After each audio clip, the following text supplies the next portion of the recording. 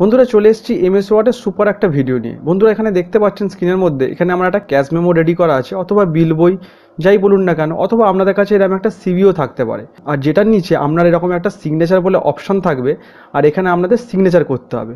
তো আমরা কি করি, আমরা সাধারণত পেন দিয়ে এখানে সিগনেচার করি, কিন্তু আমরা যদি এইখানে পেন দিয়ে না করে যদি ডিজিটাল সিগনেচার অ্যাটাচ করতে পারি তাহলে কেমন হয়। তো বন্ধুরা আমরা এই ডিজিটাল সিগনেচারটা এখানে কীভাবে অ্যাটাচ করব, এটাই আজকে আমরা এই ভিডিওটার মাধ্যমে শিখে নেব। তো বন্ধুরা ভিডিও শুরুর আগে একটাই কথা বলবো, আপনি যদি আমার চ্যানেলে নতুন হয়ে থাকেন তাহলে অবশ্যই চ্যানেলটা সাবস্ক্রাইব করে নেবেন, আর যারা অলরেডি সাবস্ক্রাইব করে নিয়েছেন তাদেরকে অসংখ্য ধন্যবাদ। তো চলুন বন্ধুরা মূল ভিডিওটা আমরা শুরু করে দিই। তো বন্ধুরা এখানে আমাদের ডিজিটাল সিগনেচার অ্যাটাচ করতে গেলে তো প্রথমে আমাদের কি করতে হবে, প্রথমে এরকম আপনাদের একটা সিগনেচার তৈরি করতে হবে। মানে কিভাবে তৈরি করবেন, আপনি এরকম একটা সিগনেচার সাদা কাগজে লিখবেন, লেখার পর সেটা ফোনের ছবি তুলে নিয়ে এটা কম্পিউটারে নিয়ে চলে আসবেন। তো আমার কাছে এরকম একটা সিগনেচার রেডি হয়ে আছে। এবার আমি আপনাদের দেখিয়ে দিচ্ছি কিভাবে এই সিগনেচারটা ওখানে অ্যাটাচ করব। তো আমি এখানে এমএস ওয়ার্ডটা আবার খুলে নিলাম। খুলে নেওয়ার পরে এখান থেকে ইনসার্টে আসবো। ইনসার্টে আসার পরে এখানে পিকচার বলে যে অপশানটা আছে, এই পিকচার্সে আসবো।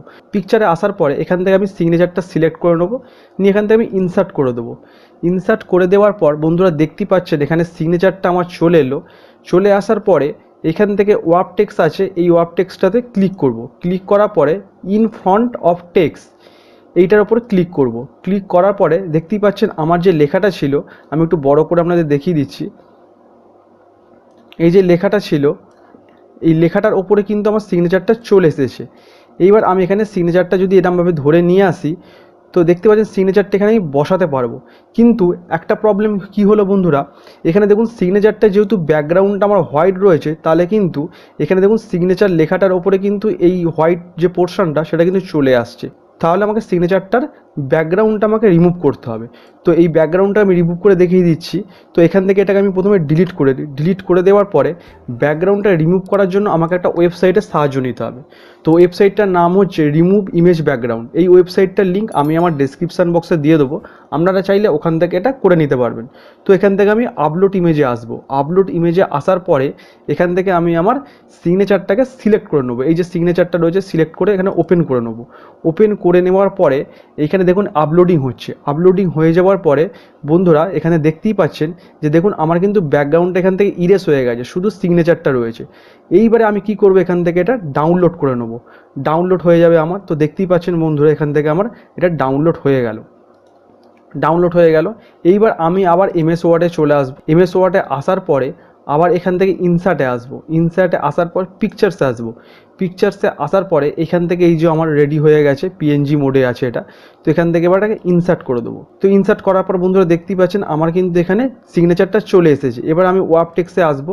আসার পরে আবার ইন ফ্রন্ট অফ টেক্সট এটাতে ক্লিক করব। ক্লিক করার পর বন্ধুরা দেখতেই পাচ্ছেন আমার কিন্তু এবারে শুধু সিগনেচারটা এসছে, বুঝতেই পাচ্ছেন আমার কিন্তু ব্যাকগ্রাউন্ডটা রিমুভ হয়ে গেছে। এবারে এটাকে চাইলে আমি ছোট বড় করতে পারি, যেরকম আপনাদের পছন্দ মতো এটা করে নেবেন। করে নেওয়ার পর দেখতেই পাচ্ছেন বন্ধুরা আমি ঠিক এই জায়গাতে এটা ফিট করে দিলাম। ফিট করে দেওয়ার পর আপনি চাইলে এবার এটা কারেকশান করতে পারেন। এই যে কারেকশান বোধে অপশানটা রয়েছে, এই কারেকশানে আসবেন। আসার পর এখান থেকে পিকচার কারেকশান অপশানে আসবেন। পিকচার কারেকশান অপশানে আসার পর এই ডান সাইডে দেখতে পাচ্ছেন একটা ডায়লগ বক্স ওপেন হয়েছে। এখান থেকে এই কন্ট্রাস্টটা একটু বাড়িয়ে দেবো, তাহলে জিনিসটা একটু উজ্জ্বল হবে। এই কন্ট্রাস্টটা বাড়িয়ে দিলাম, আর ব্রাইটনেসটা একটু কমিয়ে দেবো, তাহলে দেখতে পাবেন যে আপনার এই সিগনেচারটা একটু উজ্জ্বল হয়ে গেছে। তো বন্ধুরা এখান থেকে এটা ক্রস করে দিয়ে আমার হয়ে গেছে। এবার একটু বড় করে আপনাদের দেখিয়ে দিচ্ছি। তো দেখতেই পাচ্ছেন বন্ধুরা সিগনেচারের জায়গায় আমি এই ডিজিটাল সিগনেচারটা এখানে কীভাবে অ্যাড করে দিলাম। আর অ্যাড করার পর এই জিনিসটার গেট আপটা কিন্তু অনেকটাই বেড়ে গেল। আমরা পেনে না করে যদি এরকম ডিজিটাল সিগনেচার করে রাখি তাহলে কিন্তু জিনিসটা কিন্তু অনেক ভালো হলো। এটা আমরা ক্যাশ মেমো, বিল বই যেটাই বলুন না কেন, অথবা সিভিতেও আমরা এটা করে নিতে পারবো।